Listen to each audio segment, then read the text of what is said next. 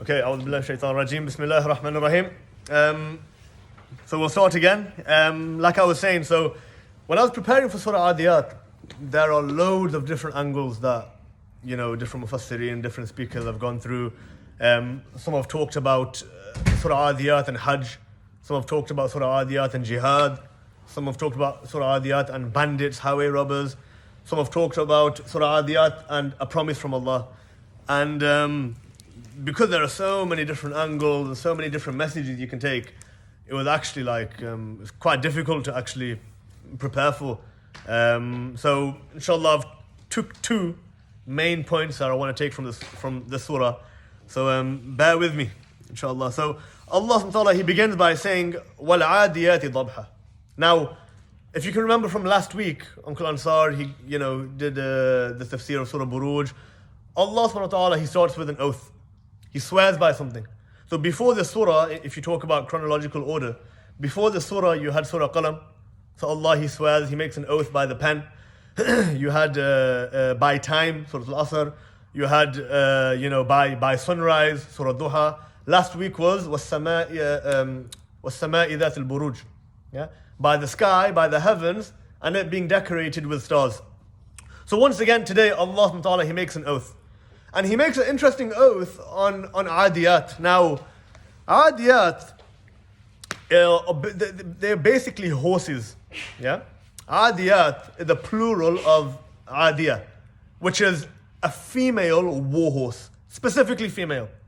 Yeah? Why females? Because apparently the Arabs, they used to, when preparing for war, the female horse was faster, was swifter, so they would actually pick the female horse for their war. That was like the top spec of military machinery at the time. Yeah, the Adiyah, the female horse. So Allah subhanahu wa ta'ala, He begins with وَالْعَادِيَاتِ, by the female war horses. And then ضَبْحًا, وَالْعَادِيَاتِ ضَبْحًا. These Adiyat, these female war horses, they're doing dhabh. Now dhabh, it means to snort or to grunt. Yeah. Now it's not the neighing of the horse. It's not the neighing of the horse. It's the sound that the horse makes. I wish Usman was here today, he could explain it better. It's the sound that the horse makes when it's exerting effort. Yeah. Now for example, if anyone's been gym, you got that one last rep to just smash out. And it's like that exertion of force. That's the dhabh. That is the dhabh. Anyone does grappling, yeah, when you got someone heavier than you on side control, and you're just trying to do that last one push, that last one, get off me. It's that struggle, that exertion of breath. That is the dhabh. So Allah subhanahu wa ta'ala, a very interesting start. وَالْعَادِيَاتِ ضَبْحًا. By the female war horses, when they are doing this dhabh, when they are exerting this when they're making the sound because of exerting this pressure. Straight away it grips the attention of the audience. Especially for the Arabs at the time, horses were like, that was their thing. Straight away it grips the attention of the audience. Allah subhanahu wa ta'ala, He continues with an oath. Remember, this is an oath. Allah is swearing by this. Allah is making an oath by this. فَالْمُورِيَاتِ قَدْحًا. And the producers of sparks when striking. Qadh is a powerful, violent strike. The qadh refers here, the strike referring here, is when these horses are running or galloping or sprinting or whatever it's called, when the hoof makes contact with the rock as it's running, it makes a spark. It's really smashing this rock and it's making a spark. And it shows us the ferociousness of these horses. Allah subhanahu wa ta'ala is painting an image here. Allah subhanahu wa ta'ala is creating an image in our minds. You've got these horses, grunting, war horses, they've made a spark. And then Allah subhanahu wa ta'ala in the next ayah, فَالْمُغِيرَاتِ صُبْحًا.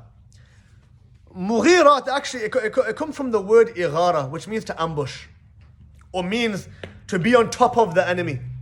So Allah's painting an image here. Remember the first two ayat, these war horses, these female war horses, they're running, they're leaving a trail of fire behind them, but now they've reached their enemy. Allah subhanahu wa ta'ala is saying, فَالْمُغِيرَاتِ. Now they've reached their enemy, now they're on top of the enemy. This actually, the word used is back in the days of the Arabs, one of the words that they would use in this context is, when bandits would raid like caravans and and different tribes on a journey. This is the word that they would use. They would ambush them. They would wait for them. And this would actually mean they would be on top of them. So Allah is telling us that these horses are taking their riders right on top of their enemy. Subha. فَالْمُغِيرَةِ subha. In the morning. In the morning. Now what's interesting is, the morning time, especially now, we're starting work at, 6, 7, 8 o'clock in the morning, winter time, you can see the dew, or you can feel the morning dew. How is it that horses can make a spark when the surface is wet? It's an interesting point. The ayah before talked about how the horses are making a spark, and this ayah is talking is subha. It's at dawn, daybreak, when the surface is still moist, there's still a bit of dew there.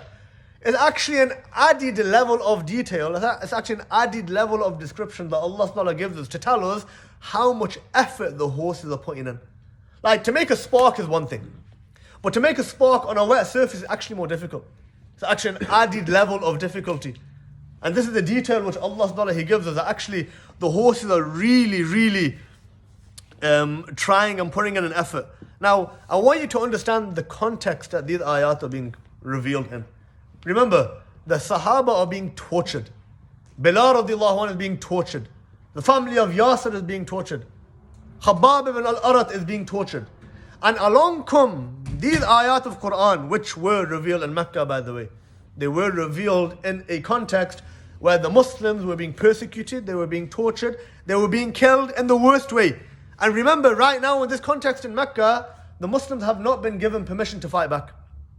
The Muslims have not been given, not only have they not been given permission to fight back, they don't even have the capability to fight back. They are being persecuted, they are being overpowered. We know that when Bilal radiallahu anhu, when he was being whipped, when he was being dragged across the desert floor, Rasulullah sallallahu alayhi wa sallam, he saw Bilal like that. And Rasulullah sallallahu alayhi wa sallam, they did not get together a group of Sahaba and rescue him. They did not go up to Umayyah bin Khalaf and fight him and save Bilal. The only thing that they could say to Bilal is, Ahadun tunjika ya Bilal. Ahadun has saved you, Bilal. This word ahadun, ahadun, ahadun, ahad that you're saying when you're being tortured, when you're being whipped, this has saved you actually in the next life. But still, as human beings, we want to see some kind of real live action. Okay, fine, I agree, I accept it. In the next life, I'm saved. I accept that. I accept in the next life, these kuffar and these tyrants and these oppressors, they're going to get their justice served. I accept that. But still, as a human being, just part of my instinct, part of my being an insan, I want to see tangible results right now. That's just the way human beings are.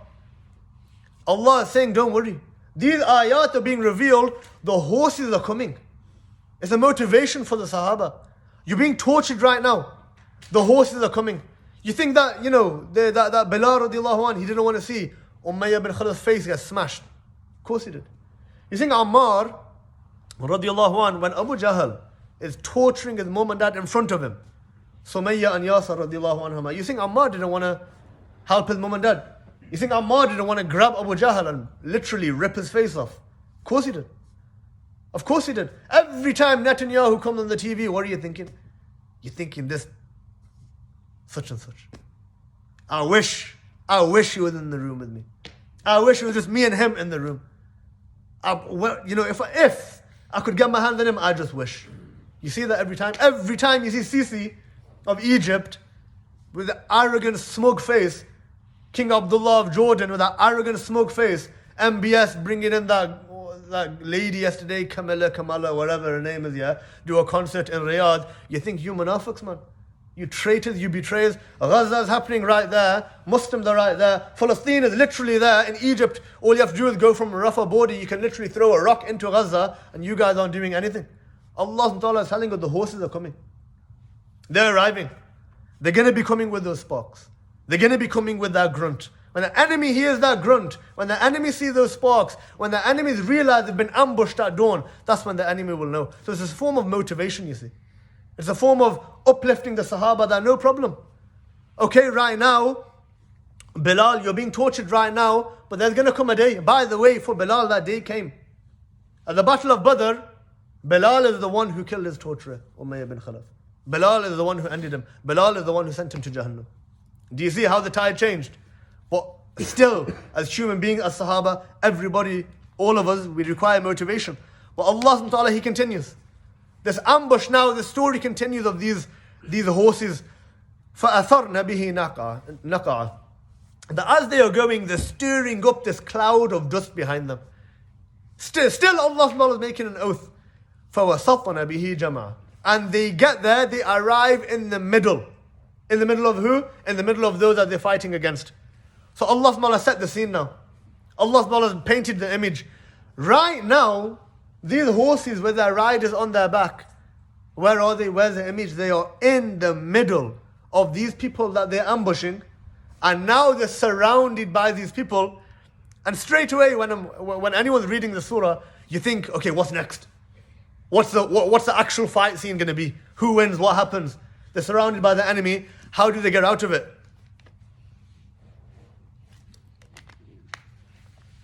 And it's directly at this point, at this cliffhanger, where these horses are in the middle, surrounded by the enemy, Allah subhanahu wa ta'ala changes the script. Allah subhanahu wa ta'ala completely changes the script, because the next ayah, إِنَّ الْإِنسَانَ لِرَبِّهِ لَكَنُودٍ. Verily, indeed, man to his Lord is ungrateful. And this, for me, wallahi, was the hardest part in preparing for the surah. Because the first 5 ayat, Allah is talking about the horses, the grunting, the sparks, the ambush, the cloud dust penetrating into the heart of the enemy. All of a sudden, Allah subhanahu wa ta'ala mentioned, verily, man to his Lord is ungrateful. And you think, I was thinking anyway, I can't find the link. Where's the link here? Where's the logic behind this kind of, the way that this surah is going? Kanud, by the way, إِنَّ الْإِنسَانَ لِرَبِّهِ لَكَنُودٍ. Verily, man to his Lord is kanud. Kanud here means ungrateful. It actually means that the one who counts his calamities, the one who's always counting his difficulty, always complaining, I got this to do, that to do, this happened to me, that happened to me, I'm the most, unlucky, to use the word man, woman in the whole universe. And he never counts his favors. Always denies the favors, forgets the favors. Never grateful. Never grateful. That person, every time you speak to them, they're always reminding you about the bad things that you might have done to them, never reminding you about the good things that they've done to them. That's kanud. But here now, where's the link? And this is the moment, by the way, that Allah subhanahu wa ta'ala has been setting up the previous 5 ayat. Allah has been setting up the oath for this very moment. Think about it. The horse is exerting every bit of its effort. Snorting, sparks flying, jumping into the middle of the enemy. The horse is the one that's going to get hit by anything first. All for what? What did the horse get from it? What did the horse get? A piece of grass. What did the horse get? Some water. Nothing. Look at the effort that the horse is putting in. What do they get in return? A piece of grass and some water. Allah subhanahu wa ta'ala is saying, actually, look at the way that these animals are grateful to their master. And now look at how you, O human being, is so ungrateful to his master. Allah's given you so much more. Allah's given us so much more than a piece of grass. Allah has given us so much more than some water to drink. But look at the parallels that Allah Ta'ala is creating. You, this horse, so much effort, so loyal to its master. And in the whole surah, you're thinking, you're envisioning yourself maybe on this horse, that you are the master of this horse. And then all of a sudden, Allah Ta'ala is saying, actually, no, you're not the master. In this surah, I'm not referring to the human being and the master. You are actually the slave who has been ungrateful and disloyal to his master, Allah subhanahu wa ta'ala. That's the link. That's the link here of the first 5 ayat being set up for this. Wallahi, such an amazing argument. It reaches you straight away. And for me especially, I was not expecting that. When I was preparing, it's like something that you just discover. You don't expect it. Allah subhanahu wa ta'ala really hits you with these heavy words when you least expect it. And Allah subhanahu wa ta'ala, He continues, وَإِنَّهُ عَلَى ذَلِكَ لَشَهِيدٌ. Indeed, He is to that a witness. And He Some of the Mufassirun said that he here refers to Allah subhanahu wa ta'ala himself. Of course, Allah subhanahu wa ta'ala is a witness to everything. But there is also another explanation that he here refers to the human being. That the human being himself is a witness against his own self of his ungratefulness to his Lord. We know in another hadith, in fact in another ayah of Quran, Allah subhanahu wa ta'ala mentions, on the day where their tongues and their hands and their feet will testify against them for what they used to do. In a separate ayah of Quran, Allah ta'ala is mentioning that different parts of our body is going to testify against us. So verily man against himself is his own witness. وَإِنَّهُ لِحُبِّ الْخَيْرِ لَشَدِيدٌ. And definitely indeed his love for wealth is intense. Shadid is like something so intense, so severe, but interestingly enough, is almost like an addict, by the way. Shadid in this context is almost like man is an addict for his love for khair. Now all of the tafsirs that I come across, they explain that khair here means wealth. But the actual word, the actual definition of khair is what? Anyone know? Good. The actual definition of khair is good. But all of the mufassirun that I read anyway mentioned that it means wealth. Why? Why did Allah not just mention mal? Mal means wealth or money. Allah could have just mentioned mal. But no, Allah He mentions khair, good. In fact, think about it, yeah? Why would Allah use the word good in a bad way? Why is Allah using the word good in a negative way? Again, some kind of amazing depth that you find with the Quran is because who refers to wealth as good? We do. The human being is the one who refers to wealth as good. You hear the phrase all the time, he's a successful businessman, he's a good businessman. That doesn't mean he's a businessman who's 5-time namazi. He's a businessman that's, good footballer, he's a businessman that is such and such. That means he's a good businessman because his business is good. Not really about him. Is that his business is doing well, his business is generating money, and therefore he's a good businessman. You've never heard anyone refer to a good businessman with a business that's failing. You only ever refer to a good businessman with a business that's basically smashed and making loads of money. So Allah subhanahu wa ta'ala is mentioning here, actually, it's almost, I don't know if I'm allowed to say this in terms of, I'm not trying to be rude or anything, but it's almost like a form of, you can call it sarcasm. That Allah subhanahu wa ta'ala is saying, this is what you think is good. Verily, man in his pursuit for good is so intense, he's like an addict for what you refer to good. And again, money and wealth today has become the purpose of man. Money and wealth today, especially in this super, ultra, hyper consumer society, this capitalist society, wealth has become the be all and end all. Human beings are completely blinded by wealth in this day and age. Remember, these are all the subject of the oath which Allah subhanahu wa ta'ala began with. And then Allah subhanahu wa ta'ala, He continuing. This is all in relation to the oath. أَفَلَا يَعْلَمُ إِذَا بُعْثِرَ مَا فِي الْقُبُورِ. Does man not know that when the contents of the graves are scattered, وَحُصِّلَ مَا فِي الصُّدُورِ, and when what is within the chest is obtained. Now, here, بُعْثِرَ مَا فِي الْقُبُورِ. بُعْثِرَ here, it means, when you're trying to pick up a box or something like that, you're trying to find something inside a box, or like a jar. Everyone's got a jar at home, yeah, that one jar that you fling everything in, your keys and your money and a pen and whatever, yeah. Everyone's got that jar. Every time you're trying to look for that one thing, you have to tip up the jar, get everything out, and then you find that thing. That is bu'thira.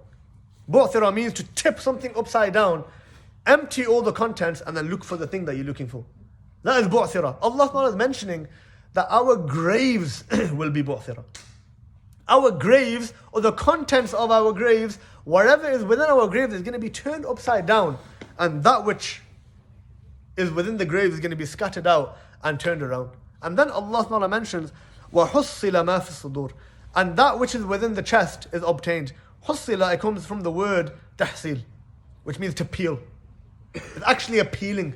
It's not just an opening of the chest. When I was preparing for this, the English translation is so awful, so poor. that when you actually go into the tafsir, every one word of Arabic is like 5 or 6 sentences just to describe it. Sometimes they've actually had a paragraph just to describe a word. And again, it shows you like the limitations of the English language and just the might of the Arabic language. Actually, tahsil means to peel and extract, like a fruit. What do you do to a fruit? You peel the fruit and then you take what's within the peel. It's a peeling and an extraction. So Allah subhanahu wa ta'ala mentions that our graves will be bu'thira, they'll be tipped upside down and emptied, but our chest will be peeled and extracted. Why make a differentiation? Why make a distinction? Why Allah made a distinction between the graves and our chest? We know the hadith, Rasulullah sallallahu alayhi wasallam, he mentions that when a man is carried to his grave, when a dead person is carried to their grave, they're going to be followed by 3 things. 2 of which will return, 1 of which will remain. His family and his property, they will return, they will leave. But only his deeds will remain with him. Only his actions will remain with him. So when the graves are emptied, the only thing that's been left in those graves are our actions. The only thing that's been left in our graves when we are dead are our deeds, our actions. But when our hearts are peeled, our actions are not stored in the heart. Our actions are stored in the grave. So what's in the heart? Our intention, our motive, our true, deep love or hate or desire, our true deepest feelings, they're stored in the heart. They're not stored in the grave. And so on that day, the heart, which stores all of our aims, our thoughts, our motives, our intentions, they're going to be exposed. They're going to be examined. They're going to be peeled. The heart is going to be peeled open, and our actions are going to be brought forth, and our intentions are going to be brought forth. And on that day, nobody can hide from Allah subhanahu wa ta'ala. This is the point that Allah subhanahu wa ta'ala is making now. No one can hide. Right now, yeah, you can hide in your bedroom. No one's going to see you. You can hide behind a screen. No one's going to see you. Except for Allah subhanahu wa ta'ala. If you're thinking like that. People today, they hide behind excuses. All the time we think hiding is like a physical thing. Actually, no. People are hiding behind excuses all the time. I can't do this. I can't do that. I can't speak to such and such a person. I can't share this post on social media. I can't speak up against somebody that's doing something blatantly wrong. I can't make time. People hide behind excuses today. The tyrants, where do they hide? They hide behind empty words. I was just reading, literally yesterday, some people were celebrating that Erdogan. He severed all ties with Israel. And then you read a bit further and you think, hang on, officially, the official route might not be Turkey to Israel anymore. So what's he doing? He's going via Greece. Just complete munafiq. He's going via Greece instead. Yeah. So people like to hide behind leaders, these munafiqun. They like to hide behind these empty words, these fake promises. They'll hide in the White House. They'll hide in the UN. They hide behind the armies which Allah subhanahu wa ta'ala has given them to protect the ummah with. They'll hide behind these armies to suppress the ummah, to quieten down the ummah, to repel the ummah. On that day, there is no hiding. On that day when Allah subhanahu wa ta'ala scatters the grave and peels the heart, there is no hiding. And this is when Allah subhanahu wa ta'ala finishes with the final verse of the surah. Inna rabbahum bihim yawma idhil lakhabir. Indeed, their Lord with them on that day is fully acquainted, fully knowing. Now, why did Allah single out that day? Isn't Allah always knowing? Isn't Allah always fully acquainted? Doesn't Allah always know and always have knowledge of everything? Of course. So why did Allah subhanahu wa ta'ala single out that day? Interestingly enough, because everybody here knows that Allah subhanahu wa ta'ala is always watching them. So then why do we still commit sin? Because we become lax. We make a mistake. We maybe forget. We maybe, lose attention. We maybe don't give it the appreciation or the seriousness that we should be giving it. And so we're lax, we're lazy, we chill, we don't really care, we don't really mind. But guess what? The day that it matters is that day. The day that it matters, the day when every single person realizes that Allah subhanahu wa ta'ala is watching them, accounting them, fully knowing of what they're going to do, of what they did, is that day. This is why Allah subhanahu wa ta'ala singles it out. That day is the day that matters, you see. You might mess about here right now, but that is the day that matters. إِنَّ رَبَّهُمْ بِهِمْ يَوْمَئِذٍ لَخَبِيرٌ. On that day, Allah subhanahu wa ta'ala is the one who is the all-knowing, because that's the day, if there's one day that the kafir, he wishes he could hide, just one day, it's that day. If there's one day a tyrant just wishes maybe Allah subhanahu wa ta'ala overlooked something, that's the day. That's the day when the munafiq, he wishes maybe Allah forgets, maybe Allah doesn't remember something. That's the day the munafiq wishes for that. But that's the day especially nothing can escape the knowledge of Allah subhanahu wa ta'ala, who is Al-Khabir. He's the one who knows what insan has done. And this is the opening and the closing scene actually. If you look at the opening, back to the start, وَالْعَادِيَاتِ ضَبْحًا, by the horses, grunting, snorting, making that effort, making that sound. And then you see the end, إِنَّ رَبَّهُمْ بِهِمْ يَوْمَئِذٍ لَخَبِيرٌ. On that day, their Lord will be knowing, their Lord will be fully acquainted with what they're doing. Allah subhanahu wa ta'ala, He's making the promise actually. It's actually a full U-turn promise. Allah subhanahu wa ta'ala is making an oath. Definitely by the horses, these people who you seek retribution against, these people who you want revenge and justice against, by the horses they're coming. Those horses are coming as a promise given to you by Allah. That's why some of the Mufassirin, by the way, they say this is actually a premonition or a prediction of Badr. They actually say it was a promise of the Battle of Badr. These horses are coming. But what about those who don't get beat by the horses? What about these tyrants and these kuffar and these oppressors who don't get punished in this life? What then? Have they won? You know, when Sumayya radiallahu anha was tied to the pole and she was made a shaheed in the most gruesome way, the most evil way. And Ammar, her son, is watching that. He's watching Abu Jahl do that. Abu Jahl thought he is the winner on that day. Abu Jahl thought he is the one who is the winner, he's the victorious one, he is the successful one. But when Rasulullah sallallahu alayhi wasallam, he walked by and he said, Sabran ala Yasar maw'idukumul Jannah. Have patience, O family of Yasar, your meeting place, your arrangement place is Jannah. Then really, when all is said and done, Ammar radiallahu anhu, he knew that actually his mother is the real winner. Because even though Abu Jahl wasn't smashed in that moment in time, Inna rabbahum bihim yawma idhil khabir. On that day, Allah is all knowing. On that day, Allah is going to get justice against these people. It's a full circle. If justice is not brought to these kuffar and these tyrants and these oppressors in this life, be sure, know that the promise of Allah is true. They're going to be brought to justice in the next life on Yawm al-Qiyamah. What an amazing start, what an amazing end to the surah. And we ask Allah subhanahu wa ta'ala to allow us to be as loyal and as obedient to our master as Allah subhanahu wa ta'ala described the Aadiyat as loyal and obedient to their masters as described in the surah, and allow us to take any beneficial knowledge that we've come across in the last hour. أقول قولي هذا واستغفر الله لي ولكم ولسائر المسلمين جزاك الله خير. Okay, inshallah, if there's any questions or clarifications.